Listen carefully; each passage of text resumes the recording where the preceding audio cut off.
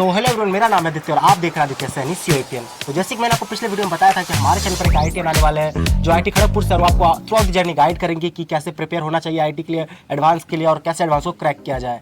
तो हमारे साथ है प्रियांशु, और चलिए उसका थोड़ा जानते हैं उनके बारे में। थैंक यू मुझे इस पॉडकास्ट में बुलाने के लिए। मेरा नाम प्रियांशु मिश्रा है और मैं अभी करेंटली आप देख पा रहे होंगे मैं IIT खड़गपुर में पढ़ता हूँ। मेरा JEE मेंस में परसेंटाइल था 99.84 और एडवांस में भी 3550 के आसपास रैंक था। तो मैं भी सेम शहर से हूँ, दुर्गापुर वेस्ट बंगाल से। तो जैसे कि आपने प्रियांशु के बारे में जाना, वो यहाँ से ही है, हम लोग के कॉलोनी दुर्गापुर से ही है। और प्रियांशु अभी IIT खड़गपुर में है और उनका एडवांस शायद समथिंग 3500 रैंक था ना। यस, 3500 रैंक था और जैसे कि मेंस में 99.84 था, तो बेहतरीन स्कोर है। प्रियांशु ने जो लाके खड़ा कर दिया था पिछले साल JEE मेंस और JEE एडवांस में। तो चलिए प्रियांशु से कुछ चीज़ें जानते हैं। पहला क्वेश्चन प्रियांशु से, तो आपका जर्नी कैसा रहा था Priyanshu through out the journey? मतलब अगर 2 सेंटेंस से बोलना चाहेंगे तो 2 सेंटेंस में तो जर्नी ख़त्म नहीं हो सकता फिर भी अगर, लेकिन वही 10th में मन किया था कि ऐसे सीनियर्स को देखे थे अपने स्कूल में कि सब इंजीनियरिंग कर रहे हैं और सब ऐसे NIT IIT में जाने के लिए प्रिपरेशन कर रहे हैं। तो उसी की वजह से वहीं से मन में आया कि JEE देना चाहिए मुझे भी। तो तभी से मैंने 11th में ऑनलाइन ले लिया था बैच और वहीं 11-12 किया था। फिज़िक्स वाला से मैंने किया था और 11-12 किया, फिर मेंस का पेपर हुआ, पेपर निकला एंड देन फिर एडवांस भी हुआ, एडवांस का paper and then just I mean. तो प्रियांशु थोड़ा और डिटेल में बताइए कि मैंने कुछ सुना आपके बारे में कि आप पहले नवोदयन भी थे, तो आपने नवोदय को क्विट किया और फिर अपने घर बैठने का तैयारी किया कि मैं घर बैठ के तैयारी करूँगा। तो बताइए कि आपका जो डिसीजन था, थोड़ा इसके बारे में बताइए कि आपने इतना बड़ा डिसीजन क्यों ले लिया। हाँ, तो नवोदय भी आप लोग जानते होंगे कि एक काफ़ी प्रेस्टिजियस स्कूल है और 10th में जब मैं था तो मेरे मन में आया कि अब JEE देना है और सोचा कि अब मेरे पास ऑप्शंस काफ़ी सारे कि अब कहाँ से करना है, स्कूल में रह के करना है या फिर कहीं बाहर जाके ऑफलाइन कोचिंग लेना है, या ऑनलाइन कोचिंग का तो तब तो यही नहीं था, ट्रेंड ही नहीं था। तो देन फिर मैंने काफ़ी सोचा कि क्या करें और वो 10th के एग्ज़ाम के बाद से ही मैंने वो उस पर थॉट अपना डालना शुरू कर दिया। एंड देन आई फेल्ट कि स्कूल में नहीं हो पाएगा, तो मैंने स्कूल लेफ्ट किया, बाहर एक स्कूल में एडमिशन लिया और फिर घर पे ही रह के ऑनलाइन कोचिंग पूरा किया है 2 साल। नाइस। तो एक चीज़ और आपसे जानना चाहेंगे कि आपने जब स्कूल छोड़ ही दिया था तो आपने ऑफलाइन को बहुत कम प्रायोरिटी दिया और ऑनलाइन को ज़्यादा दिया, ऐसा क्यों? मतलब कह सकते हैं कि वाई ऑनलाइन ओवर ऑफलाइन? या ये बहुत इंटरेस्टिंग क्वेश्चन है और प्लस इस पर मैंने काफ़ी ज़्यादा थॉट दिया था क्योंकि ऑनलाइन पे तब किसी को भी भरोसा नहीं था थोड़ा सा भी कि लाइक ऑनलाइन पे हो पाएगा नहीं, सब तो कोटा जा रहे, कोई बाहर जा रहे, कोई अलग कोचिंग में कर रहे। तो मेरे पास काफ़ी सारे रीजंस थे ऑनलाइन जाने के। मैं ऑफलाइन कोचिंग्स का भी देख रहा था, एक एग्ज़ाम होता है नवोदय में दक्षिणा करके, तो इवन वो भी निकला था मेरा। लेकिन दक्षिणा से क्या होता है? जैसे थोड़ा दक्षिणा होता है बेसिकली कि साउथ में कुछ शहर है जहाँ पे नवोदय से ही एसोसिएटेड एक और कोचिंग है। वहाँ पे नवोदय के बच्चों को सेलेक्ट किया जाता है आफ्टर सम एग्ज़ाम्स एंड उनको सेलेक्ट करके वहाँ पे पढ़ाया जाता है 2 साल, और ड्रॉपर्स का अलग से भी होता है उधर। तो उसका सिलेक्शन होता है और वहाँ पे पूरा 2 साल रह के फ्री में आपको तैयारी करवाई जाएगी, ये होता है पूरा सिस्टम। तो उसमें भी मेरा निकला था लेकिन कुछ थोड़े इश्यूज हो गए थे स्कूल में, तो उसकी वजह से मैं वहाँ नहीं गया और फिर इधर ऑनलाइन लेने का इसलिए रीज़न था, मैं 2-3 रीज़न जो था कि एक तो फाइनेंशियल रीज़न था कि ऑफलाइन अगर जाएंगे तो मेरे पास काफ़ी ज़्यादा फाइनेंशियल लोड मेरे पे पड़ जाएगा। वही ऑफलाइन का तो कोचिंग फीस ही 1.5 लाख समथिंग रहता है, 1-1.5 लाख।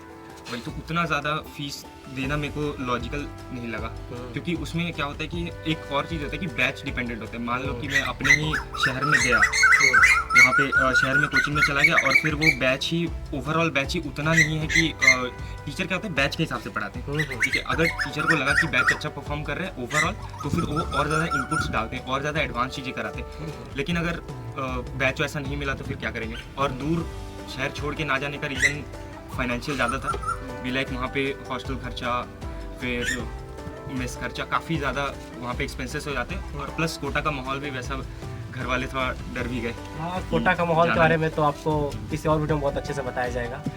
और तो ऑनलाइन में ये सारी चीज़ें काफ़ी ज़्यादा हट जाती हैं, आपको ट्रैवलिंग टाइम आपका कम हो जाता है, आपको जो टीचर रहता है वो अपने हिसाब से पढ़ाता है, वो बेसिक से लेकर एडवांस लेवल तक सब कुछ कवर करेगा। वैसा कुछ नहीं है कि थोड़ा सा पार्शियलिटी ये वो कुछ नहीं। और इवन ये भी है कि आपको पीयर प्रेशर नहीं रहेगा। तो आप कौन से ऑनलाइन प्लेटफॉर्म से पढ़ाई कर रहे थे? मैं फिजिक्स वाला से कर रहा था। अच्छा, फिजिक्स वाला से थे। यस। ये मोशन नाइस। ये काफ़ी एक बात है। तो वहाँ पे बेसिक से एडवांस तक पूरा कवर करते वो लोग, ऐसा नहीं है। और पीयर प्रेशर का जहाँ मैं बात कर रहा था, तो पीयर प्रेशर वहाँ नहीं होता। बी लाइक कि अगर आपने किसी टॉपर को देखा, भाई वो तो कुछ अलग ही फोड़ रहा है, और ये बुक वो बुक फलाना बुक, अब उतना सारा बुक देख के आपको भी मन करेगा कि मैं जो कर रहा हूँ वो करूँ, या फिर वो पर्टिकुलर बुक लगाऊँ, या वो पर्टिकुलर सॉल्यूशन, वो पर्टिकुलर टेस्ट सीरीज ले लूँ। तो आप कंफ्यूज हो जाओगे पूरा। तो वो मेरे को नहीं चाहिए था। अरे वहाँ जब कोटा हम लोग थे ना, तब क्या हुआ था कि कई सारे बच्चों का रूम ना इतने बुक से भरे रहते थे, और वो उसमें धूल जमी रहती थी लिटरली। उसको करता उरता नहीं था कोई यार। वो क्या होता था कि बच्चे से आपने बोला ना कि बच्चों को देख के, टॉपर्स को देख के भाई सिंगेज ले लेते हैं, तो ऑरियंट ले लेते हैं, फिर वो ब्लैक बुक ले लेते हैं, ये सब ले लेते हैं। ये सब बच्चे रखे रह जाते हैं, टच भी नहीं करते। ब्लैक बुक तो लिटरली टच नहीं करते हैं, ये लोग फालतू का लेके रखते हैं, आई डोंट नो व्हाई। तो ऐसा होता है जनरली। जैसे कि प्रियांशु आपसे एक चीज़ पूछना चाहेंगे कि बच्चों को 11th में बहुत ज़्यादा बड़ा प्रॉब्लम आता है कि 10th से एक बड़ा सा जंप, ठीक है, उससे बड़ा जंप वो लोग जेई का जंप करने लगते हैं, जेई का तैयारी करने लगते हैं। तो बहुत सारे बच्चों का बैकलॉग बन जाता है, और फिर वो डीमोटिवेट हो जाते हैं, और फिर गिव अप कर देते हैं। बहुत सारे बच्चे गिव अप ही कर देते हैं। तो क्या आपको भी बैकलॉग बन गई थी और 11th में क्या प्रॉब्लम फेस करनी पड़ी थी, और आपने उसको टैकल कैसे किया? हाँ, तो 11th की बात करें तो it's a very true fact कि 10th के बाद से 11th में एक बहुत मेजर जंप आता है। 10th भी लाइक हाँ नॉर्मल एनसीईआरटी कर रहे हैं, और 11th भी लाइक आप 11th के एनसीईआरटी में भी कुछ, एनसीईआरटी तो हटाओ, जेई का प्रिपरेशन शुरू हो गया। लेट्स सपोज ये एनसीईआरटी 10th का, ये 11th का एनसीईआरटी, फिर लोग जेई का करने लगते हैं। जेई वो बहुत दिक्कत हो जाती है फिर बच्चों के लिए, तो बैकलॉग बन जाती है। हाँ, काफी ये है, इम्पोर्टेंट है। लेकिन तो आपने इसको टैकल कैसे किया था? आपका क्या बैकलॉग बना था, और आपको क्या प्रॉब्लम आई थी 11th में?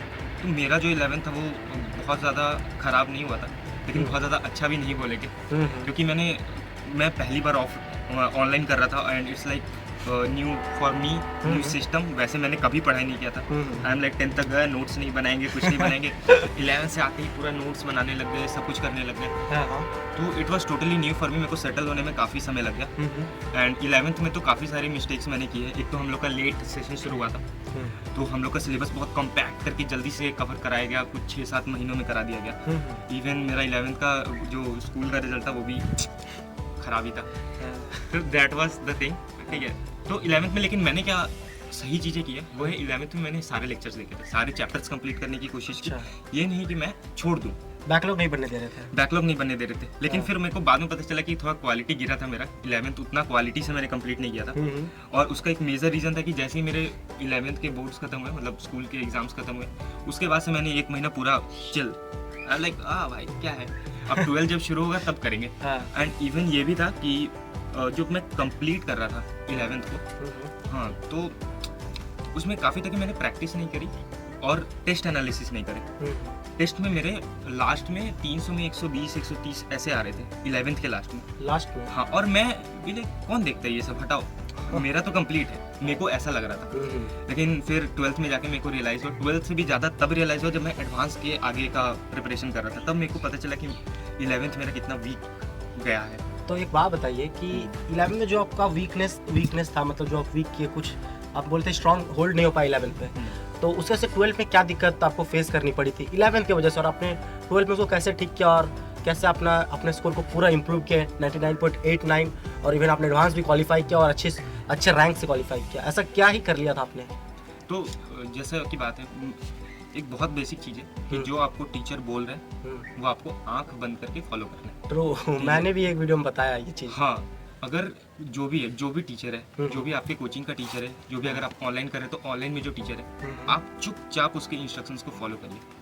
मेरा 11th वीक था, उतना ज़्यादा 12th में इम्पैक्ट नहीं पड़ता है, ठीक है, क्योंकि मैंने चैप्टर्स कर रखे थे, थोड़ी बहुत प्रैक्टिस करी थी, जिसकी वजह से उतना ज़्यादा इम्पैक्ट नहीं है। मैं बोला ना कि मेरा इम्पैक्ट कब आया, जब मैं एडवांस के आगे तैयारी कर रहा था, तब मेरे को पता चला कि 11th मेरी कितनी वीक रह गई। हाँ, तो मैंने क्या किया था, मैं चुपचाप जो सर पढ़ा रहे उसको कंप्लीट करने की कोशिश करता था, टेस्ट पे ध्यान देता था, जो सर ने बताया वो सारा किया। 12th में इतना मेजर इम्पैक्ट नहीं, 12th अपने आप में ही एक चैलेंजिंग है। ट्रू। आप अप्रैल से शुरू करेंगे, आपको दिसंबर तक ख़त्म करना है, जनवरी तक ख़त्म करना है, एंड इवन उसके बाद तुरंत मेंस शुरू हो जाता है जनवरी 2021, अभी भी तो होने ही वाला है। अभी तो आने वाली है मेंस। हाँ, ऊपर से लास्ट टाइम पे आपको टेस्ट भी देनी पड़ती है, टेस्ट तो बहुत इंपॉर्टेंट है। टेस्ट काफ़ी ज़्यादा इंपॉर्टेंट जैसे कि आपने 11th अगर टेस्ट एनालाइज किया होता अच्छे से, है। तो आपको क्या लगता है कि आपका 12 और ज़्यादा अच्छा हो जाता है? Very true. अगर मैं थोड़ा सा भी टेस्ट पे ध्यान देता कि मेरे कम मार्क्स के बारे में, अगर थोड़ा सा भी सोचता उसके बारे में, तो मेरे को पता चल जाता कि मेरे वीक टॉपिक्स हैं। एंड इवन जो 1 महीना का गैप था मेरे पास, मार्च से अप्रैल या फरवरी, मार्च अप्रैल, वो तीनों को ही आप फ्री बोल सकते हो, तो वो मेरे पास खाली पड़ा हुआ था। And I had not done one thing. I am like कि फ्री है, अभी वैकेशन है। तो that was the major problem. मैं घूमने चला गया, तो वो सब काफ़ी मेरे को बाद में इम्पैक्ट किया, थोड़ा बहुत एडवांस के रैंक में नीचे चला गया वो, लेकिन ठीक है। तो वहाँ पे आप कर सकते हैं, अगर आप टेस्ट एनालिसिस कर रहे हैं, अगर आप 300 में देख रहे हैं कि मेरे इतने मार्क्स क्यों आ रहे हैं, क्या गलती कर रहा हूँ मैं, और ज़्यादा उसको डीपली सोचेंगे आपके कौन से टॉपिक्स वीक है, क्या है, तो वो फिर आपको पता चलेगा। आपके पास इनफ टाइम होता है कि आप उसको वापस से रिकवर कर ले, इतना कर ले कि आप एग्ज़ाम में बैठ के अप्रोच कर सकते हैं। इवन एडवांस के आगे हम लोग का क्या हो रहा था कि 11th के मान लो कोई टॉपिक कंप्लीट नहीं है और फार्मूला याद नहीं है मेरे को, तो अब क्या करें। तो इस लाइक कि हम लोग क्या करते थे, हम लॉजिक्स पकड़ना शुरू किए, डेरिवेशंस पकड़ना शुरू किए कि आखिर क्या लॉजिक लग रहा है इस क्वेश्चन में। इससे क्या होता है, अगर आप लॉजिक्स पे ध्यान देंगे, अगर आप कंसेप्ट पे ध्यान देंगे, अगर आप अप्रोच पे ध्यान देंगे, डेरिवेशन, ये सब डेरिवेशन काफ़ी एक मेजर चीज़ आता है कि डेरिवेशन करना चाहिए नहीं करना चाहिए, क्या मैं फार्मूला रट लूँ हो जाएगा मेरा। तो that is a very problematic thing. Derivation बहुत इंपॉर्टेंट है, बहुत ज़्यादा। और एडवांस के पर्सपेक्टिव से देखें तो बहुत ही ज़्यादा। हाँ, एडवांस के पर्सपेक्टिव से डेरिवेशन बहुत इंपॉर्टेंट होता है, मेंस के पर्सपेक्टिव से फार्मूलाज काफ़ी ज़्यादा इंपॉर्टेंट इंपॉर्टेंट होता है, क्योंकि एक में एक्यूरेसी चाहिए और एक में स्पीड। आपकी डिस्ट्रैक्शंस क्या क्या रही थी? क्योंकि बच्चों की जो मेजर प्रॉब्लम्स है 11th-12th में, कि वो लोग सोचते हैं 10th पार कर लिया तो अब तो सब करना है, दुनिया पे जितनी चीज़ बची है सभी करना है, चाहे गंदी से गंदी हो, अच्छी से अच्छी हो, सारी चीज़ करना है। और फिर वो लोग भूल जाते हैं कि वो डिस्ट्रैक्शंस में फंस रहे हैं और अपना प्रिपरेशन को बिगाड़ रहे हैं इसी चक्कर में। तो क्या आपको भी कोई डिस्ट्रैक्शंस आई थी? आफ्टर ऑल आप तो स्कूल भी नहीं जाते थे भाई, मिनिमम स्कूल जाते थे और घर पर ऑनलाइन था। हाँ। मजे ही मजे, क्या सुबह उठो 10 बजे 11 बजे, शाम को खेलने जाओ क्रिकेट। तो एक बात बताइए, ये सब तो नहीं करते थे जहाँ तक पता है। आपकी फिर भी 11th-12th में क्या डिस्ट्रैक्शंस रही थी जो इम्पैक्ट कर रही थी आपकी लाइफ को? ये भी एक रीज़न था काफ़ी, जो कि मैं ऑनलाइन चूज़ किया था कि, और ऑनलाइन प्लस नवोदय छोड़ने का भी एक रीज़न था कि मैं घर पे रहूँगा तो पेरेंट्स के सामने रहूँगा, और घर पे आराम से पढ़ाई करूँगा तो मेरे डिस्ट्रैक्शन थोड़े कम रहेंगे। कुछ गलती करूँगा तो पेरेंट्स सामने से बोल देंगे। तो इवन डिस्ट्रैक्शन का अगर बात करें तो मैं बहुत कम सोशल मीडिया चलाया, ठीक है, बहुत कट किया। सोशल मीडिया हटा के ही रखो, एकदम सिंपल बोल रहा हूँ। यस। अरे कॉलेज में आओ भाई, तो सोशल मीडिया तुम्हें खोलने के लिए मजबूर कर देंगे। हाँ। तो लेकिन 11th-12th में कोई जरूरी नहीं है, ना तुम्हारा कोई स्टोरी देखेगा, ना कोई तुम्हारा स्टोरी लाइक करेगा। भाई मैं बताता हूँ, जब मैं 11th की स्टार्टिंग में था तो मैं भी थोड़ा इस टाइप का था कि लास्ट के भाई कोई 10, 15, 20 लोग स्टोरी देखते, 30 लोग सोचते 30 में ही दुनिया है। ऐसा कुछ नहीं है दोस्त। अभी मैं कॉलेज में हूँ, 500 से लोग से ऊपर स्टोरी देखते हैं, 500, 450 लोग स्टोरी देखते हैं, वो भी सब तुम्हारे कॉलेज मेट्स रहते हैं। तो यार उस चीज़ से निकलो। आपको उस टाइम कोई फोकस नहीं कर रहा होगा आपके सोशल मीडिया पर कि आप क्या कर रहे नहीं कर रहे, लेकिन आप कॉलेज आ जाओगे तो बहुत लोग देखने वाले रहेंगे आप क्या कर रहे हो, आपके फ्रेंड सर्कल बढ़ जाएंगे, इंजॉयमेंट बढ़ जाएगी। तो कोई मतलब नहीं है कि 11th-12th में आप सोशल मीडिया यूज़ करो, वेस्ट ऑफ टाइम। इवन अभी हम लोग खड़गपुर में गए तो वहाँ पे जितने सीनियर्स थे सबने बोला कि भाई तुम इंस्टाग्राम चालू करो, लिंक्डइन चालू करो, क्योंकि वो कनेक्टिविटी वहाँ पे चाहिए। अभी क्या करोगे कनेक्ट? कुछ, अरे कोई कनेक्ट भी नहीं होना चाहेगा, वही बात भी है। अगर आप दोस्त को 10 बार करके रील भेजोगे, मैसेज करोगे, वो भी परेशान हो, वो भी तैयारी कर रहा होगा, तो दोनों एक दूसरे की ज़िंदगी बर्बाद मत करो, आराम से अपना पे फोकस करो, ठीक है। एक बार आप कॉलेज में आ जाते हो, इट्स अब क्या बोले, अचानक से ऐसे हम लोग पढ़ रहे थे, ये पढ़ाई का ग्राफ इतना पीक पे जा रहा था, कॉलेज जाती है ऐसे गिर गया। पढ़ाई गिरती है और सोशल मीडिया और जो कहते हैं बकचोदी वो सब उठ जाती है भाई। कुछ पढ़ते उठते नहीं है, बम फूटता है रात भर हॉस्टल में, मैगी बन रही होती है, मूवी चल रही होती है, तो ये सब होता है। एकदम कॉलेज में फुल एंजॉयमेंट होता है कि नहीं? फर्स्ट सेम तो फुल एंजॉय आप फुल एंजॉयमेंट करोगे आप यार, वो सब छोड़ो अभी के टाइम में, एकदम प्रॉपरली आप सोशल मीडिया हटाओ। क्योंकि मैंने कोटा में देखा कुछ लोग कीपैड लेके आते थे, नोकिया वाला, तो वो जो ईटा से मारने से भी नहीं टूटता है, वो नोकिया लेके आते थे तो भाई डिस्ट्रैक्शन हो ही रहा। तो ऐसे से बच्चे भी देखे हैं। तो आप तो फिर भी अगर घर में हो या ऑनलाइन हो या ऑफलाइन हो, कुछ भी हो, डिस्ट्रैक्शन हटाओ यार सोशल मीडिया का। खैर आपको क्या सोशल मीडिया का बस डिस्ट्रैक्शन था और कुछ डिस्ट्रैक्शंस?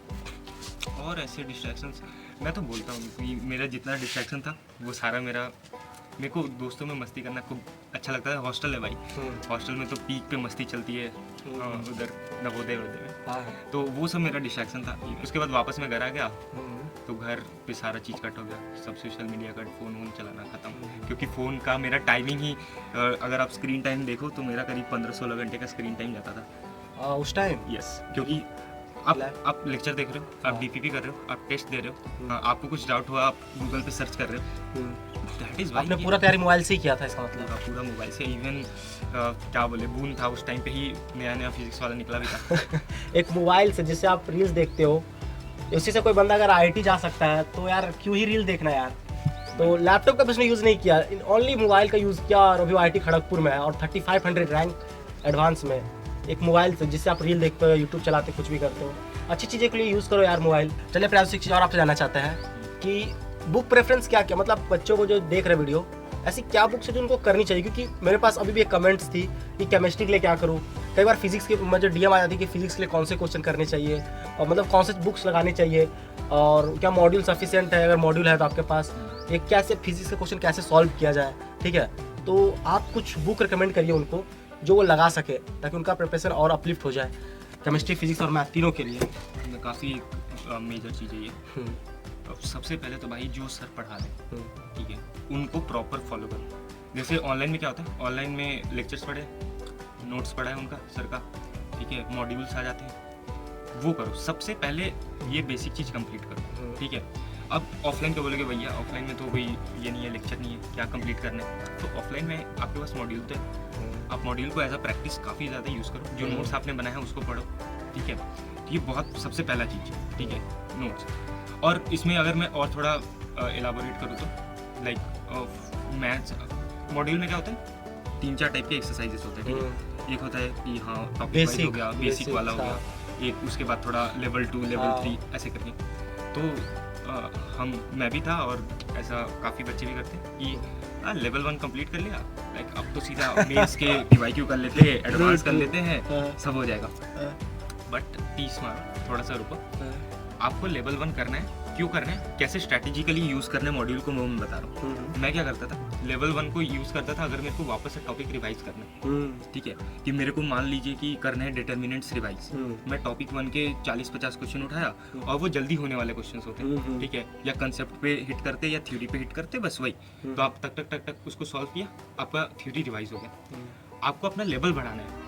बहुत सारे बच्चों का डाउट होता है, भैया मैं तो पढ़ लिया सब कुछ, ये सब कर लिया, लेवल बढ़ ही नहीं रहा मेरा, कैसे लेवल बढ़ूँ, मेंस के क्वेश्चन नहीं हो रहे, एडवांस के क्वेश्चन नहीं हो रहे, टॉपिक वाइज तो सारे हो जा रहे।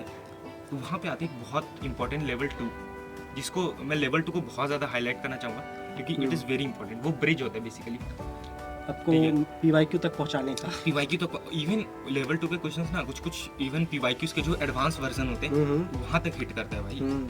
तो लेवल 2 को मैं काफ़ी ज़्यादा हाईलाइट करना चाहूँगा कि वो बहुत इंपॉर्टेंट है। जो बच्चा कुछ नहीं कर रहा, ठीक है, वो मॉड्यूल करे सर, ठीक है, एक्स्ट्रा में कोई बुक प्रेफरेंस मेरा नहीं है उनके लिए। हाँ, अगर आपको बहुत प्रॉब्लम हो रहा है तो आप प्लीज़ सिर्फ और सिर्फ मॉड्यूल फॉलो करें। Level 1 for theory revise, level 2 for bridging the gap, ठीक है, उसमें अच्छे क्वेश्चन होते हैं लास्ट में, उनको मार्क भी कर लो। अगर आपको बाद में रिवाइज करना। कौन सा मॉड्यूल फॉलो किया था? मैं तो फीस वाला का मॉड्यूल जो आता था वो वही फॉलो करता। तो उसके बाद फिर आप जेईई मेंस के पीवाईक्यू पे शिफ्ट हो जाओ, ठीक है, जेईई मेंस के पीवाईक्यू अपनी करें, और उसके बाद से फिर जब एडवांस का टाइम आएगा तब कर सकते हैं। आपके पास फ्री टाइम है, अगर आपको लग रहा है कि इस पर्टिकुलर में हम कर सकते हैं तो आप 2-4 क्वेश्चन ट्राई कर लो, कोई इशू नहीं है। मैं ऐसे किया था। और अब यहाँ पे आते हैं कि एक चीज़ होती है कि जिनके ये सब कंप्लीट करते हैं, ठीक है, मेरे को ये प्रॉब्लम होती थी क्योंकि सर लोग क्या होता था कि सर समझाते थे कि जो बच्चा बेसिक से है उसको भी समझाऊं, जो थोड़ा ऊपर का है उसको भी, लेकिन उसमें कई बार जो अच्छा बच्चा कर रहा होता है वो मिस आउट हो जाता है कि भाई मैं क्या करूँ, मेरे लिए क्या है। हाँ, मैं तो कर रहा हूँ सब कुछ, अब मैं क्या करूँ, आगे क्या करना है। टाइम लगता है कि वेस्ट जा रहा है बेसिक जानने के बाद। हाँ, वो काफ़ी ज़्यादा होता है। प्लस ये भी होता है कि उसको तो उसको पता नहीं चलेगा, बच्चे को समझ नहीं आएगा कि वो कहाँ पे है, किस लेवल पे स्टैंड कर रहे हैं। उसको लग रहा है कि मैं ये सब कर रहा हूँ तो फिर तो मेरा सब कुछ क्लियर हो जाना चाहिए, लेकिन नहीं, फिर एडवांस के टाइम पे काफ़ी प्रॉब्लम है। तो उसके लिए आपको क्या करना है, जिसको लग रहा है कि हाँ मैं ये सब कर पा रहा हूँ, आप लेवल 2 कर पा रहे हो, आपका लेवल आपको फील हो रहा है कि हाँ मेरा लेवल है कि मैं अच्छे क्वेश्चंस को हिट कर सकता हूँ, तो आप बुक्स करें। उसके लिए क्या होता था कि फिजिक्स के लिए तो आता है कि आप ईरोडॉक उठा सकते हैं। अगर आपके सारे चीज़ इधर बेसिक क्लियर हो रहे, आप प्लीज़ ईरोडॉक उठाइए। सर के पास जाइए, ऑफलाइन में अगर आप हैं सर की, सर इसमें से कौन से करो। इवन तो कुछ में शायद मेरे को नहीं पता ऑफलाइन का ज़्यादा, बट शायद वो मार्क करा देते कि आप ये क्वेश्चन कर सकते हैं। आप अगर सर मार्क नहीं करा रहे क्लास में, आप जाओ जाके सर को पकड़ो, सर आप प्लीज़ मार्क कर दो कौन सा क्वेश्चन करना है। और ऑनलाइन में फिजिक्स वाला तो इवन मैं राजवन सर से पढ़ता था, तो he even made a playlist, ठीक है, एक प्रॉपर ऐसा साइड में बैच बना लिया, उसमें राजवन सर स्पेशल करके सारा वो सॉल्यूशंस उसका डालते रहते। तो वो हम लोग से सर ने डिस्कस भी किया था कि ये अच्छा रहेगा नहीं रहेगा, जब हम लोग ऑफलाइन मीट किए थे। यूरोडोप किसके लिए आपको? यूरोडोप फिजिक्स के लिए, Okay. और उस बच्चे के लिए जिसको लगता है कि हाँ मैं अच्छे लेवल के क्वेश्चन अभी हिट कर पा रहा हूँ फिजिक्स में, मेरे को और आगे जाना है। और क्योंकि क्या होता है ना कि उसको लगता है कि मैंने सारे मॉड्यूल कंप्लीट कर लिए और अब इसमें कुछ नहीं है, अब तो मेरे प्रिपरेशन बहुत अच्छा है, बट नहीं होता। एडवांस में क्वेश्चंस काफ़ी टफ आते हैं, हमें झूठ कुछ नहीं बोलूँगा, साफ साफ है। और इवन मैथ्स में जो बुक्स है आप कर सकते हो, लेकिन मैं जो मेन चीज़ पे फोकस कराना चाहता हूँ कि आप बुक तब उठाओ जब आपका सब कंप्लीट है। अगर आपका कंप्लीट ही कुछ नहीं है कि मैंने कुछ भी नहीं किया है, मैंने क्लास नहीं किया, मैं लेक्चर नहीं देखा, या मैंने कुछ बेसिक मॉड्यूल नहीं करे, तो फिर आपको उठाने का कोई मतलब ही नहीं बनता। सिंपल सा बेसिक सा बात है कि आपको अगर सब कुछ ठीक है आप आगे, क्योंकि वो बच्चे मिस आउट ना हो जो अच्छा कर रहे हैं, हाँ उनके लिए भी, और जो नहीं कर पा रहे आप अगर ये भी करोगे आपका मेंस इतना मस्त जाएगा ना, मैं बता नहीं सकता। इवन मैं सिर्फ मॉड्यूल्स कंप्लीट करता था, मैं तो अलग से बुक भी फॉलो नहीं किया था, सही बात बताऊँ। मतलब कोई एक्स्ट्रा बुक नहीं किया? कोई एक्स्ट्रा बुक नहीं किया, मैंने सिर्फ मॉड्यूल्स करे, सिर्फ जो सर ने पढ़ाया वो। मतलब लिटरली आपने कोई बुक नहीं किया, फिर 3500 रैंक आपने लाया? हाँ, और इससे पता चलता है कि मॉड्यूल का वैल्यू क्या है। यस, इवन मैं रैंकर्स के साथ रहा भी, मतलब क्या हुआ था कि बीच में मेरे कुछ दोस्त बन गए थे ऑनलाइन में, PW एयर बैचेस लॉन्च करते, तो मेरा एयर बैच में हुआ था, तो मेरे कनेक्शन में कुछ बच्चे ऐसे भी आए जिनका रैंक 300 अंडर 1000 भी आया हुआ है। तो ऐसे ऐसे बच्चे थे, तो उनका भी ना अगर आप देखेंगे उनका, तो मैंने उनका नोटिस किया, उनसे पूछा कि भाई तो क्या करता था, क्या ऐसा कर रहा है, क्या कर रहा है, तो उनको मैंने देखा तो वो काफ़ी ज़्यादा ऐसे हायर बुक्स फॉलो कर रहे थे। Higher books? यस, बट वो हायर बुक्स क्यों फॉलो कर पा रहे हैं? क्योंकि उनका बेसिक कंप्लीट है। उस बच्चे ने सिंगिंग कर रखा, ये कर रखा, वो कर रखा, बुक अगर आपने पहले से कर रखे तब ना आप आगे का बुक करोगे। और इवन एडवांस में उसके इतना अच्छा हिट किया था कि यूरोडोप से क्वेश्चन उठ के आते भाई, यूरोडोप से उठ के आते, पाथफाइंडर से आते, काफ़ी सारे से आते। लेकिन आप बुक तब उठाओ जब आपके सारे बेसिक्स कंप्लीट, आप बेसिक्स प्रैक्टिस कर चुके हैं, तब आप जरूर से उठाओ, हाँ, लेकिन तब तक छूना नहीं। बेस पर पहले पकड़ बनाओ, उसके बाद बुक्स पर जाओ, वरना बुक्स में उठा के बाहर फेंक देगी, सिंपल सा। और बाकी अगर नहीं कर पाओगे तो वही बुक आपको डिमोटिवेट भी करने वाली है बहुत तगड़े तरीके से। आपको लगेगा भाई ये क्या क्वेश्चन क्या पूछा, तब आपको लगेगा यार शायद मैं बनाई नहीं हूँ जेई के लिए, जो कि ऐसा नहीं है। आपको पहले बेसिक्स क्लियर करनी पड़ेगी, उसके बाद आप बुक पर जाओ, फिर बुक खुद बुलाएगी कि इसके बाद आगे क्वेश्चन करो मेरा, है कि नहीं। और उसके बाद फिर ये तो फिजिक्स हो गया। मैथ्स में मैंने सिर्फ मॉड्यूल करे, ठीक है। केमिस्ट्री में ऑर्गेनिक में मेरे शीट्स आते थे, मतलब सर के बनाए शीट्स होते थे, मैं वही से प्रैक्टिस करके जाता था। PYQ वगैरह ज़्यादा किया था। वो वरुण बैच आता है, उसमें कन्वर्जन सर डाल देते, रोहित अग्रवाल सर थे, तो वो कन्वर्जन डालते थे, ये सब डालते थे, तो उससे भी मेरा काफ़ी मदद हुआ था ऑर्गेनिक में। इनऑर्गेनिक फिजिकल में थोड़ा केमिस्ट्री वीक रहा है, अगर मैं सही बताऊँ तो। ऑर्गेनिक में क्या करते थे? ऑर्गेनिक के लिए सर क्या होता है, वरुण बैच होता है, तो वरुण बैच में रोहित अग्रवाल सर कन्वर्जन्स डालते थे कि वो बेसिकली। आप रोहित अग्रवाल से पढ़े हैं? उनसे मैं थ्योरी नहीं पढ़ पाया, ठीक है, लेकिन अमित महाजन सर से मैं पढ़ता था, बहुत अच्छा पढ़ाते थे। मैं थ्योरी बहुत मस्त चला गया, और प्रैक्टिस के लिए मैं वहाँ से सॉल्व कर लेता था, उनके शीट्स आते। और बाकी ब्लू बुक आता है, जिसको करना प्रैक्टिस, अगर शीट्स की लाइक आप तो ऑनलाइन से कर चुके, मेरे लिए क्या, मैं तो ऑफलाइन का हूँ, तो आप ब्लू बुक कर सकते हो, एक आती है। और मैथ्स के लिए तो ब्लैक बुक आता है, आप उठा सकते हो उसको। ब्लैक बुक काफ़ी टफर साइड में आ जाता है अगर देखा जाए तो।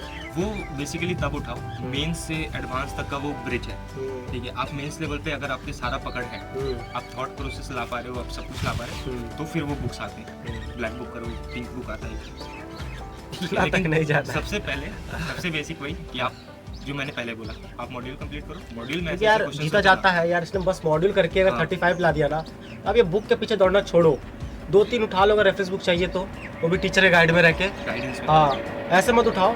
अदरवाइज आप नहीं भी उठाना है तो आप मॉड्यूल बस करो, और भाई मॉड्यूल करके 35 को ला सकता है ये, और IIT खड़गपुर जा सकता है, तो आप भी कर सकते हैं कि नहीं। क्यों बुक के पीछे दौड़ना भाई।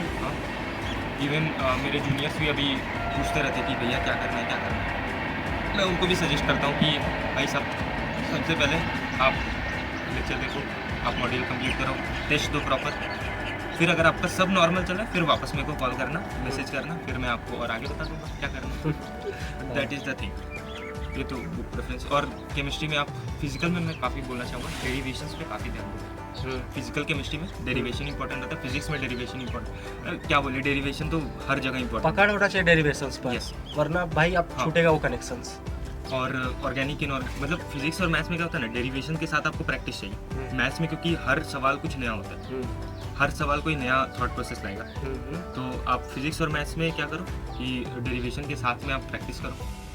इन फिजिकल में क्या करो कि क्वेश्चन प्रैक्टिस आप नॉर्मल भी करो चलेगा, बट फिजिकल केमिस्ट्री का डेरिवेशन क्यों इंपॉर्टेंट होता है पता है? क्योंकि उसमें काफ़ी ज़्यादा डेटा होता है, काफ़ी सारा डेटा उसमें आ गया, आप कंफ्यूज की भी क्या है। प्रैक्टिस भी करना चाहिए आपको ज़्यादा फिजिकल, मेरे ख्याल से। तो फिजिकल इट डिपेंड्स, लाइक अगर आपको डेरिवेशन आता है, आपको फार्मूला समझ में आता है, क्योंकि उसमें ना समझ नहीं आता करना क्या होता है। सबसे बड़ा दिक्कत है डाटा का, उन लोग डाटा के साथ ही खेलते हैं। हाँ, इतना ज़्यादा डेटा हो जाता है ना कि फिर प्रॉब्लम हो जाता है फिजिकल केमिस्ट्री में। तो फिजिकल केमिस्ट्री का मैंने जो निकाला था, इवन मैं एडवांस के 1-2 महीने पहले मैं थर्मोडायनेमिक्स और काइनेटिक इक्विलिब्रियम, आयनिक इक्विलिब्रियम ये सब पढ़ रहा था। 1 महीने पहले क्यों भाई?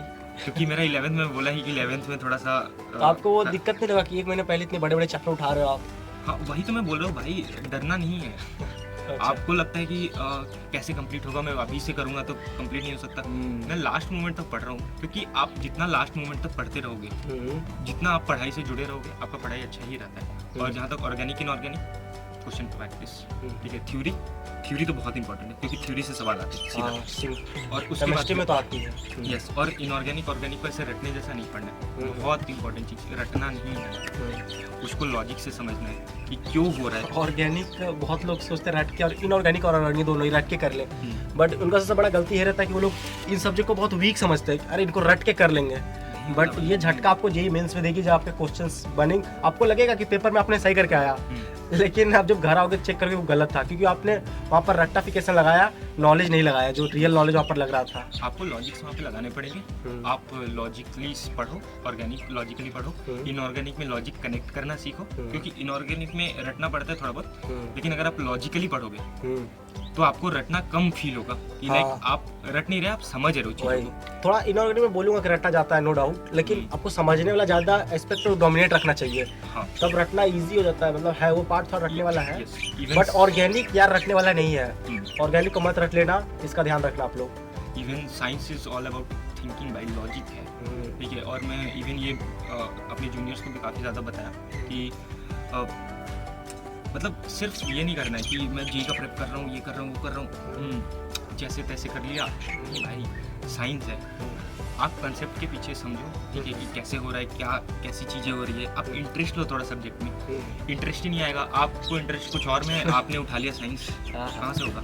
और इवन कि अगर आपने उठा भी लिया है, यार पढ़ो ना, पर देखो ये भी तो कुछ विषय है, सब्जेक्ट है, आपको रियल लाइफ में हमेशा हेल्प करते हैं। बहुत लोग बोलते हैं सही कॉस्ट है, क्या यूज़ होगा भाई, फ़ोन जो चला रहे हो, जो लैपटॉप चला रहे हो, जो सोशल मीडिया चला रहे हो, कौन दे रहा है भाई तुमको? इंजीनियर जो बैठ के वो पीछे साइन कॉस्ट टैन ही लगाया हुआ है, तभी जाकर चल रहा है तुम्हारा। यार ये देखो, ये व्हाट्सएप यूनिवर्सिटी और ये रील देख के मत सोचो कि कहीं कोई यूज नहीं आने वाला। जनरली बोलो, हर एक चीज़ आप केमिस्ट्री में पढ़ोगे ना, उसका 80% आपका यूज़ आएगा, फिजिक्स में तो 100% ही आएगा, और मैथ का भी कॉन्सेप्ट आपको हर जगह यूज़ में पड़ेगी। यस, तो ऐसा मत सोचो कि यार ये यूज़ आएगा ही नहीं आएगा। वो रील्स वाले ज्ञान मत लो भाई, वो रील्स बनाते रह जाएंगे। आप जेन्युइन जो IIT NIT और जो अच्छे अच्छे कॉलेजेस में, उनसे जानो कि इसका इंपॉर्टेंस क्या है। इंजीनियर जो है आपके दोस्त सर्कल में कोई भी होगा भैया, उनसे पूछो कि जो अच्छे से इंजीनियरिंग किया है वो जानते चीज़ का वैल्यू। तो फोकस करो कि आप लर्निंग पर फोकस करो, ना कि आप किसी और चीज़ पर लर्न कर रहे हो। आजकल बहुत ज़्यादा डिस्ट्रैक्शन तो है ही मार्केट वैसे भी, है कि नहीं? प्रियांशु, आपसे एक चीज़ जानना चाहेंगे कि जैसे कि आप ऑनलाइन स्टूडेंट थे, तो आपका डेली शेड्यूल क्या होता था? एक बहुत मिसकंसेप्शन है कि आपको डेली शेड्यूल बनाना चाहिए। आई एम एंटी शेड्यूल क्योंकि मैं शेड्यूल नहीं बनाता था। आई एम लाइक, अगर मेरे को पढ़ना है मैं पढ़ूंगा, कभी पढ़ो यार। पढ़ने के लिए थोड़ी ना ऐसा बॉन्डेज नहीं बनाना चाहिए। अगर आपको कुछ चाहिए, आप जब मन तब जो मन चाहे वो करो। आप कुछ पूछते कि मैं सुबह उठ के करूँ, मैं आई एम ऑल नाइटर मार के पढ़ लूँ, क्या करना चाहिए? I am a night life वाला बंदा, आई एम अ डे वाला। नहीं, नाइट आउट नहीं, वो लाइक नाइट आउल। हाँ, नाइट आउल, बिल्कुल, हाँ वही मैं वर्ड। अरे भाई, मुझे सबसे बकवास यही लगता था भाई मैं रात को अच्छे से पढ़ पाता हूँ, दिन अरे जब मन करे तब पढ़ो यार, है कि नहीं? हाँ, तो वही तो एक होता है नाइट आउल बन जाओ कि मैं दिन वाला बंदा बन जाऊँ, कब करूँ, लेकिन वो आपके प्रेफरेंस पे है टोटली। अगर आपको मन है कि आप दिन में अच्छा पढ़ रहे हो, पढ़ो यार, रात में अच्छा पढ़ रहे हो, पढ़ो यार, कोई ये नहीं है। और इवन ये होता है कि मेरे में तो होता था कि अगर आप रात में पढ़ रहे हो तो पेरेंट्स बोलने लगे भाई सुबह उठो तब जाके तुम्हारा होगा ये वो। लेकिन अगर आप अपने पेरेंट्स को दिखा रहे हो, अगर आप सही से पढ़ रहे हो तो पेरेंट्स को रिजल्ट भी दिखेगा ही। अगर उनको दिख रहा है कि आप रात में पढ़ने के बाद उनका रिजल्ट आ रहा है, क्यों बोलेंगे कुछ? सिंपल सा बात है। तो शेड्यूल बनाने का उतना ये नहीं था, मैं सिंपल मेरा होता था क्या कि मैं सुबह को उठा, अभी लास्ट के मोमेंट्स चल रहे तो मैं इवन लास्ट के मोमेंट्स का भी बता दूँ। तो मेरा सुबह उठता था मैं 7-7:30 बजे के आसपास उठा, फ्रेश व्रेश हुआ 8 बजे तक, खाना वाना खा लिया, 8:30-9 बजे तक मैंने खाना ख़त्म, एंड देन फिर पढ़ने बैठ जाऊँ।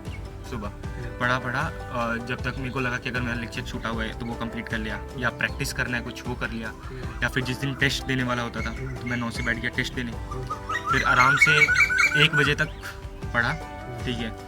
और उसके बाद से फिर लंच वापस, नहाना धोना लंच, ठीक है, 2 बज गया, फिर उसके बाद 2 बजे के बाद वापस थोड़ा सा कुछ पढ़ने बैठ गया। और मैं थोड़ा दिन में नहीं सोता हूँ, कुछ लोग होते हैं दिन में सोते हैं, हाँ मैं नहीं सोता, तो इट इज़ लाइक ठीक है, प्रेफरेंस है अपना अपना। फिर वो किया 2 बजे के आराम से, ऐसा 2 से वापस पढ़ना शुरू किया। 4 बजे से मेरे क्लासेस शुरू हो जाते थे, 4 से फिर वो 8-8:30 तक। और लास्ट मोमेंट पे तो मंजिल चलता था, तो मैं इवन मंजिल कर लेता था। अगर मेरा कोई चैप्टर छूटा हुआ है तब भी कर सकता हूँ, अगर मेरे पास कुछ नहीं पढ़ा हुआ है तो भी मैं लेक्चर देखता था। अच्छा, सो दैट कि क्या होगा कि वो चैप्टर वापस से रिवाइज हो जाएगा। क्या आप एक बार एक्स्ट्रा पढ़ लोगे तो कोई दिक्कत नहीं है, ठीक है। तो इवन दैट, तो ये होता था मेरा पूरा शेड्यूल। 9-10 तक पढ़ा आराम से, फिर आराम से सो गया 11-11:30 तक। हाँ, थोड़ा बहुत उधर फ़ोन चला लेता था चुपके ठीक है। बट उसमें भी क्या, तो आप अगर आपको फ्री टाइम है तो आप ये देखो ना कि मोटिवेशन रील हो गया जो IITs का चलता है, आप IITs के बारे में और जानो तो उससे काफ़ी ज़्यादा फ़ायदा हो सकता है। अगर आपको मन है कि कुछ और भी एरिया एक्सप्लोर आप कर सकते हो, 1 घंटे 2 घंटे 1.5 घंटे में जो भी थोड़ा बहुत कर लो। तो प्रियांशु एक बात बताइए, जैसे आपने बताया कि आपका डेली शेड्यूल ये रहता था, तो कई बच्चों को ये शेड्यूल रोज़ फॉलो करने में, रोज़ पढ़ाई करने में स्ट्रेस तो आ ही जाती है, स्ट्रेस आ जाती है, डाउट आ जाती है अपने ऊपर, तो आपने इसको मैनेज कैसे किया, इसको हैंडल कैसे किया? बहुत बड़ा फैक्टर है, बहुत ख़राब भी है एक तरह से, क्योंकि जब आप ऑनलाइन कर रहे हो, ठीक है, दोनों तरफ का मैं बता रहा हूँ कि अगर आप ऑनलाइन कर रहे हो तो आपको फील होगा कि आपका दोस्त रूम है, आप घर में पढ़ रहे हो आराम से, आप बहुत अंदर से ख़राब लगता है, ठीक है। इवन ये भी लगता है कि क्या मैं सही कर रहा हूँ, क्या मेरे को इतना बड़ा सेक्रीफाइस करने का अभी ज़रूरत था नहीं था। ऑफलाइन में क्या होता है, आप मान लो कभी कभार होता है आप एट दी एंड रूम में अकेले ही जा रहे हो, वहाँ पे आपको ख़राब लगेगा कि यार हो नहीं रहा, प्रॉब्लम आ रही बहुत ज़्यादा होता है। आप उसको एक्सेप्ट करो कि ये होता है, ये नॉर्मल है, वेरी नॉर्मल, ठीक है। इसको आपको बिल्कुल भी बहुत ज़्यादा ध्यान नहीं देना है। लाइक आपको सिर्फ और सिर्फ दिमाग में ये रखना है कि मेरे को जाना है IIT में, हाँ, या फिर मेरे को IIT से भी ज़्यादा मैं एक चीज़ बहुत बोलना चाहूँगा कि क्या होता है ना कि लोग बहुत ज़्यादा मोटिवेशन मिली कि IIT नहीं, सबसे पहले ये डिसाइड करने लग जाते हैं कि मैं कौन सी ब्रांच में जाऊँगा, मैं कौन से ये में जाऊँगा, कौन सा, पहले से ही सब देख लेना है कि ये OBC का रैंकिंग यहाँ ख़त्म हो रहा है, जनरल का रैंकिंग यहाँ ख़त्म हो रहा है। क्यों भाई, अभी तुमने एग्ज़ाम क्लियर नहीं किया है। सबसे पहले आपको जो एम रखना है कि I have to clear the exam, then आपको काउंसलिंग मिलेगा और तब आप करो ना, ठीक है। तो आप सबसे पहले एग्ज़ाम पे फोकस करो कि मेरे को एग्ज़ाम निकालना है। आई वाज लाइक, मैंने क्या किया था अपने ये में, मैं सारे चीज़ों को कट कर दिया था ऑलमोस्ट। मैं घर आ गया, मेरे सारे दोस्त हॉस्टल में, तो उनसे बात कट। घर के जो आसपास के दोस्त थे, एक दोस्त से मेरा जो स्कूल साथ में जाते थे वही था, तो उससे ही बीच में वो भी हम लोग 1 महीना पे एक बार मिल लिए, बाहर निकल के थोड़ा सा घूम घाम के, या हफ्ते 2 हफ्ते में एक बार करके ऐसे निकलते थे भाई, बहुत कम। तो दैट इज़ द थिंग कि मैंने सब कुछ कट कर लिया। अब मेरे दिमाग में सिर्फ एक ही चीज़ बच गया था कि मेरा IIT में होना ज़रूरी है।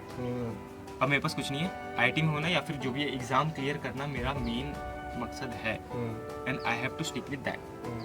मैं कुछ और नहीं सोचूंगा, कुछ नहीं। मेरे को स्ट्रेस हो रहा है, देखो क्या होता है ना, ये 2 टाइप की एनर्जी होता है, एक होता है पॉजिटिव एनर्जी, होता है नेगेटिव एनर्जी, ठीक है। पॉजिटिव एनर्जी, लाइक मैं बहुत खुश हूँ, बहुत मोटिवेटेड हूँ, मैंने बहुत सारा काम किया, वेरी गुड। एक होता है नेगेटिव एनर्जी, कुछ नहीं हो रहा, ये नहीं हो रहा, वो नहीं हो रहा। आप हर एनर्जी को चैनलाइज करो किसमें, towards your aim, towards your preparation.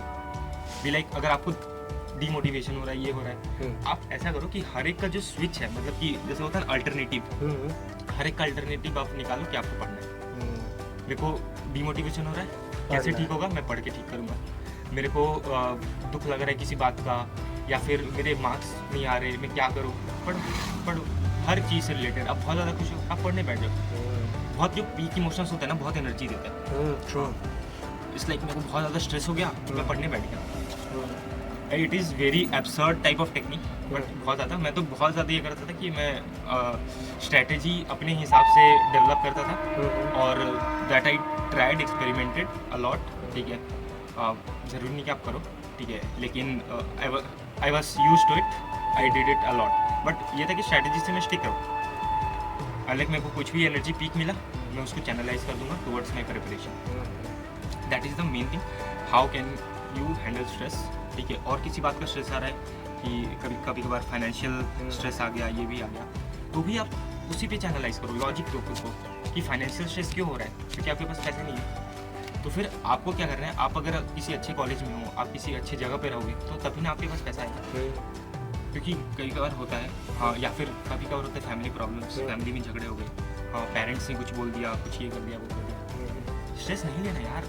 तो अगर आपको स्ट्रेस हो रहा है, जस्ट क्योंकि आपने ही उठाया है, एम आपने उठाया है। अगर वो मेरा एम है, who else gonna be the responsible for it? मैं ही तो हूँ ना रिस्पॉन्सिबल, तो मेरे को खुद करना पड़ेगा।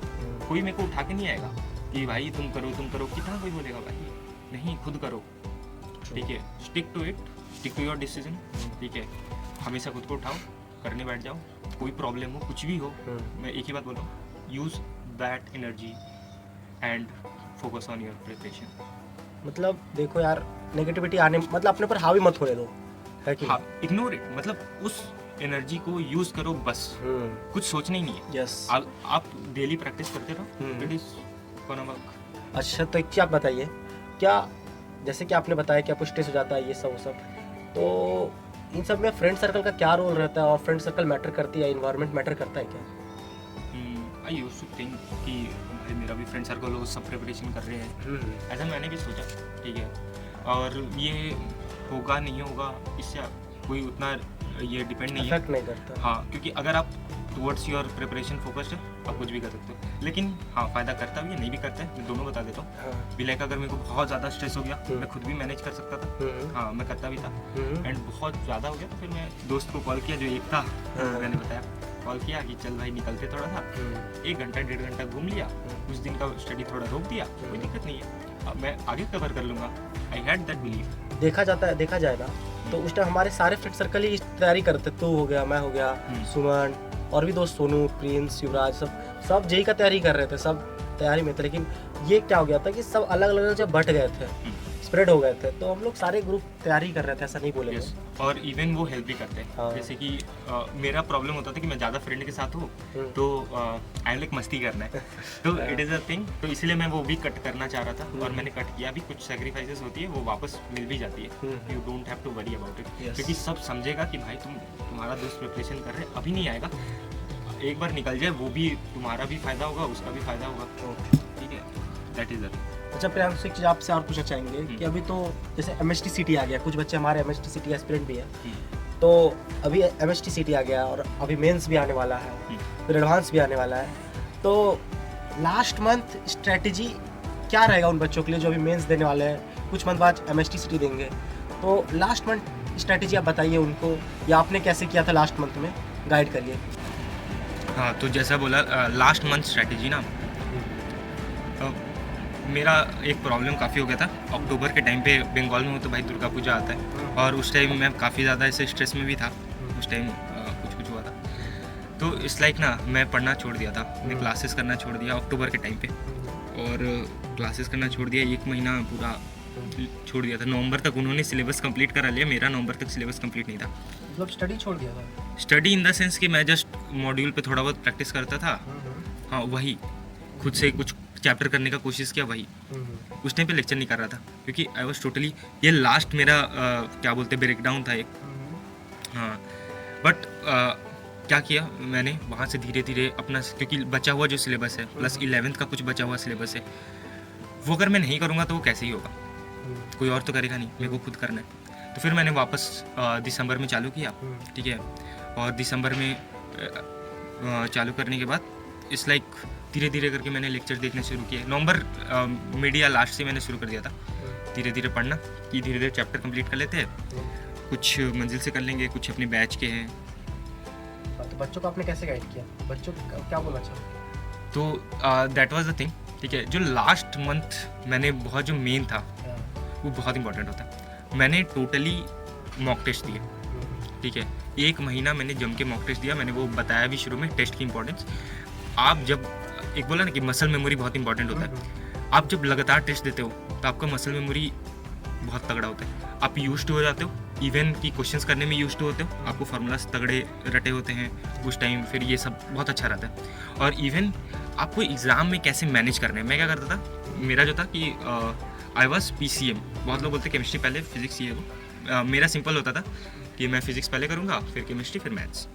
और मैं जब लगातार टेस्ट दे रहा था, मैंने खोजा कि मैं लास्ट के आधे घंटे कुछ नहीं कर पा रहा हूँ, मेरे से क्वेश्चन नहीं बन रहे, मैं या तो टाइम प्रेशर में आ जा रहा हूँ या कुछ हो रहा है। मैं ओवर द पीरियड मैंने टोटली यही फील किया पूरा 1 महीना मॉक टेस्ट देते टाइम। और जब मैं मेंस दे रहा था तब फिर मेरा 1.5 घंटे में ख़त्म हो गया था फिजिक्स केमिस्ट्री, ठीक है। अब बचा हुआ मेरा मैथ्स। अब मैथ्स को मेरे को ख़त्म करना है और मैं कर रहा हूँ। लास्ट के आधे घंटे में वहाँ पे भी मेरे को प्रेशर आया। फिर मेरे को रियलाइज़ हुआ कि मैंने 1 महीने सेम प्रॉब्लम फेस करी है, यहाँ पे मेरे को काम डाउन होना है, क्वेश्चन बनेंगे मेरे। और उस टाइम मेरे पास करीब 11-12 क्वेश्चन मेरे बाकी थे मैथ्स के, क्योंकि मेजर काफ़ी बड़ा चंक है। तो फिर वहाँ मैंने बहुत शांति रखा, क्योंकि मैंने अपनी पुरानी गलतियों को सोचा एग्ज़ाम में बैठ के कि मैंने गलतियाँ करी है लगातार, उसकी वजह से मेरे रिजल्ट्स बीच में ख़राब हुए। लेकिन मैंने बहुत आराम से वहाँ पे सॉल्व किया। उसमें से मेरे 6-7 सवाल उधर बने, 7 से ज़्यादा ही बने होंगे। तो दैट वाज द थिंग। तो तब मेरे को फील हुआ कि भाई मॉक टेस्ट देना कितना इंपॉर्टेंट है। लास्ट मोमेंट अगर आप अभी तक मॉक नहीं दे रहे हो, अब दो, ठीक है, शुरू कर दो। अभी कहाँ दिसंबर एंड आ ही चुका है, ठीक है। मॉक टेस्ट देना शुरू करो। और it is a very problem, एक बहुत बड़ा प्रॉब्लम आता है कि सिलेबस कंप्लीट नहीं है, मैं मॉक टेस्ट कैसे दूँ? मैं तो सिलेबस पहले कंप्लीट करना चाहिए। सबसे बेसिक बात भाई, जितना तूने पढ़ा है वो भी नहीं होगा तेरा, ठीक है। मैं क्या करता था, मैंने सुबह 3 घंटे पेपर दिया, ठीक है। उससे मेरे को पता चल गया कि कौन से चैप्टर में छूटे हुए, ठीक है। और उस चैप्टर को मैं शाम तक करूँगा, ठीक है। इवन मैं लेक्चर्स देख लेता था मंजिल के, तो वो 6-7 घंटे 8 घंटे चलते थे। वहाँ मैंने किया, PYQ सॉल्व किया, मेरा वो चैप्टर तैयार, इतना तैयार हो गया है कि मैं मेंस आराम से दे दूँ, ठीक है। और सबसे पहले भाई सब फोकस हो जाओ, जो भी 12th में है, जो भी ड्रॉपर है, फोकस हो जाओ भाई। लास्ट मंथ अब आने वाला है, 20-21 से शुरू ही हो जाएगा JEE mains. Focus on it, very serious हो जाओ। एडवांस के बारे में कतई मत सोचना, ठीक है। आप चुपचाप मॉक दो, टेस्ट दो भर भर के। तो जैसे आपने जाना कि लास्ट मंथ स्ट्रैटेजी या शेड्यूल क्या थी प्रियांशु की और आपको क्या करना चाहिए, तो अब प्रियांशु जानते हैं कि आपने ऐसा क्या किया अलग एडवांस में, और ऐसी क्या मिस्टेक है जो नहीं करनी चाहिए, जो बच्चों को गाइड करिए इसके लिए कि आपने एडवांस में ऐसा क्या जो अलग किया, और ऐसी क्या मिस्टेक है जो नहीं करनी चाहिए एडवांस की तैयारी में। या अ लॉट भाई। मैंने जैसे बोला कि मेरे 11th के लास्ट में मैंने 1 महीना छोड़ दिया था पूरा, इवन नवंबर मैंने छोड़ा था, ठीक है। तो ये गलती नहीं करना, कंटिन्यूएशन बना के रखना है, ठीक है। मैं वहाँ पे एक फ़ायदा होता कि मैं पूरा पढ़ाई से छूटा नहीं था, मैं मॉड्यूल कर लेता था, मैं कुछ प्रैक्टिस करते रहता था टुकटा कि मैं जुड़ा रहूँ, मैं एकदम छूट ना जाऊँ, ठीक है। तो वो गलती कतई नहीं करना, ये मेरा बड़ा गलती था। और एक और गलती करते बच्चे कि मैं ये कर लूँ, वो कर लूँ, वो कर लूँ, वो कर लूँ, नहीं, जो सर पढ़ा रहे फोकस करो, ठीक है। जैसे मैंने बता भी दिया है, मॉड्यूल करना, ये प्रैक्टिस करना, लास्ट में मॉक टेस्ट देना, ये सब तो बिल्कुल। एडवांस में ऐसा क्या अलग किया? कुछ नहीं किया भाई अलग। मेन क्या है कि तुम जो पढ़ रहे हो उसको और इन्हेंस करो और अच्छे क्वेश्चंस लगाओ, ठीक है। आप मेंस की तैयारी नहीं कर रहे हो तब, आप एडवांस लेवल क्वेश्चन उठाओगे मेंस के बाद से, ठीक है। अभी जैसे सब मेंस खत्म हुआ, कुछ जन का मेंस तो क्लियर हो जाएगा। मेरा फर्स्ट अटेम्प्ट में अच्छा खासा परसेंटाइल बन गया था, आई वॉज फ्री कि हाँ चलो ठीक है, मैं सेकंड दिया भी नहीं था। तो उसमें फिर आप प्रॉपर बैठ के प्रैक्टिस करो, आप एडवांस टाइप क्वेश्चंस करो, ताकि आप यूज्ड टू हो जाओ एडवांस के पैटर्न से। लेंदी क्वेश्चन आते भाई, समझ ही नहीं आएगा क्वेश्चन में, आप पेपर में बैठ के आपको लगेगा कि पता नहीं होगा इस साल, ठीक है। इवन मैं अपना टारगेट कहाँ, और ये भी है कि लो स्कोरिंग होता है भाई, एडवांस लो स्कोरिंग होता है, ठीक है। तो ऐसा प्रेशर नहीं लेना। मेरा इवन सबसे गंदा क्या था, वो 360 में 60 मार्क्स थे मेरे, सॉरी दोनों पेपर, हाँ दोनों पेपर मिला के तो होता है 180 दोनों पेपर मिला के मेरे 60 थे 360 में, बस 60। इवन सोचो कि भाई क्या डिमोटिवेशन हो रहा होगा मेरे को, ठीक है। लेकिन मेरे को फ़र्क वहाँ से नहीं पड़ा, ठीक है, क्योंकि मेरे को पता है मैं आराम से जो प्रिपरेशन कर रहा हूँ अच्छा है, अच्छा प्रिपरेशन है। अगर आपका मेंस अच्छे से निकल रहा है तो आपका अच्छा प्रिपरेशन है। आप focus on your problem solving more, ठीक है। थ्योरी और डिटेल में पढ़ो, और डिटेल में जितना हो सके पढ़ो भाई, जहाँ से मिल रहा है जो मिल रहा है पढ़ो, जो भी रेलिवेंट है, क्योंकि बहुत सारी चीज़ें होती है। आप टीचर्स की बात मानो, जो टीचर्स बता रहे हो वो फॉलो करो, ठीक है। और जो भी एडवांस लेवल क्वेश्चंस हो गए, जो भी एडवांस के PYQ, इवन आप सिर्फ लास्ट 40 ईयर्स एडवांस PYQ कर लोगे आपका बहुत ज़्यादा अच्छा हो जाएगा भाई, सिंपल सा ये। और वरना वरुण एडवांस आता है, ले लो भाई, फिजिक्स वाला से हूँ, हाँ पढ़ाऊँ, थोड़ा प्रमोशन यहाँ भी कर दूंगा।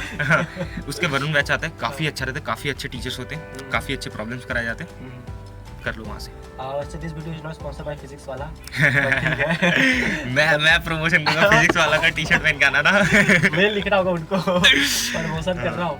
खैर ऐसे नहीं मिल रहे टारगेट करे से। अच्छा एक बात बताइए कि सारी बातें तो ठीक है, जाते जाते मैं बोलना चाहूँगा कि ऐसी 2 लाइन बच्चों को जो बोलिए जो उनको through out the journey motivate कर दे, और एग्ज़ाम देने के लिए, कोई एग्ज़ाम कैसा भी हो, कुछ भी हो, मतलब उसको मोटिवेशन बना रहे यार कि हाँ ठीक है। मोटिवेटिंग लाइन क्या बोलना चाहूँगा? यस, तो मोटिवेशन लाइन के नाम पे तो मैं सिर्फ यही बोलना चाहूँगा कि देखो भाई, मैं अपना सबसे वर्स्ट केस सिनारियो लेके चल रहा था कि मैं अपने शहर में कोई गवर्नमेंट कॉलेज में एडमिशन ले लूँगा, और तब भी मैं फोड़ सकता हूँ चीज़ें, ठीक है। लेकिन कैसे?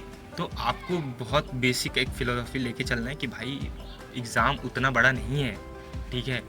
आप मोर फोकस ऑन मेहनत करो भाई, कि तुम कैसे मेहनत कर रहे हो, तुम कैसे स्ट्रैटेजीज को फॉलो कर पा रहे हो, कैसे उस ये मेन जो एग्ज़ाम है ना, वो एग्ज़ाम तुम्हारे नॉलेज का उतना नहीं है, ठीक है। जो भी एंड्योरेंस के साथ प्रॉपर ऐसे 2 साल तैयारी कर सकता है उसका आराम से निकलेगा, ठीक है। ये बेसिक चीज़ है, तो आप एंड्योरेंस सीखो यहाँ से, ठीक है। तो कतई नहीं डिमोटिवेट होना है, कुछ भी नहीं, ठीक है। आप बिल्कुल ये सोचो कि आप बाहर भी निकलोगे ना तो भी आप बहुत कुछ फोड़ सकते हो आराम से, ठीक है। आपका हुआ नहीं हुआ ये कुछ डिफाइन नहीं करता, आपका मेहनत कोई डिफाइन नहीं कर देगा, ठीक है। आपने 2 साल मेहनत करी, वो एक रिजल्ट से नहीं दिखता, ठीक है। कुछ अनफॉर्चुनेट सर्कमस्टांसेस हो सकते हैं वर्जन के साथ, किसी का एग्ज़ाम में जाके ख़राब हो जाता है, किसी का एग्ज़ाम प्रेशर में, कुछ फ़र्क नहीं पड़ाना अपने आप को, ठीक है, उतना ज़्यादा। आप focus more on the concept, more on the study, more on the मेहनत, ठीक है। How you deal with yourself and empower your mind, how to use your mind more. अगर आप दिमाग चलाना सीखे कहीं हो जाएगा। सो आज का वीडियो यहीं तक रखते हैं, टाइम बाउंडेशन है। और बताइएगा वीडियो कैसा लगा कमेंट सेक्शन में, क्या आपको हेल्पफुल लगा और क्या आप इस वीडियो से सीख पाए या जान पाए, जरूर कमेंट में लिखिएगा। और लाइक सब्सक्राइब शेयर जरूर करिएगा। और थैंक यू प्रियांशु को जो आप हमारे इस वीडियो में आए, और जो हमारे बच्चे देख रहे हैं, जो एस्पिरेंट है, जो उनको गाइड किया आपने, तो थैंक यू। और होप सो आपके साथ और वीडियो बनेगी जब भी आपको IT खड़गपुर में आपको छुट्टी मिले और मेरे कॉलेज में छुट्टी रहे और सेम जगह मिले फिर से, तो आगे वीडियो आया करेगा। और फॉर मोर अपडेट्स, आपको कुछ भी अगर क्वेरीज करनी हो, कुछ भी डाउट्स हो, तो आप मेरे इंस्टाग्राम पर आदित्य RNA7 पर मैसेज DM कर सकते हैं, मैं आपको जरूर रिप्लाई करूँगा। और कमेंट का रिप्लाई मैं मोस्टली करता ही हूँ। तो that's it for today, thank you so much.